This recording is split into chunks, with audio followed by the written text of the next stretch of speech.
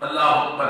حدیث پاک میں آتا ہے جو بندہ نماز ادا کرتا ہے، جو بندہ نماز ادا کرتا ہے، نبی علیہ السلام فرماتے ہیں کہ اللہ رب العزت اس بندے سے اتنے راضی ہوتے ہیں، اتنے راضی ہوتے ہیں کہ بندہ اپنے گھر سے وضو کر کے مسجد کی طرف جا رہا ہوتا ہے، نبی علیہ السلام فرماتے ہیں اللہ تعالیٰ اس گھر سے وضو کر کے نماز کی ادائیگی کے لیے مسجد کی طرف جانے والے کے نام اعمال کے اندر اس طرح ثواب درج فرما دیتے ہیں کہ جیسا کوئی بندہ اپنے گھر سے حج کا احرام باندھ کے بیت اللہ کی طرف جا رہا ہوتا ہے.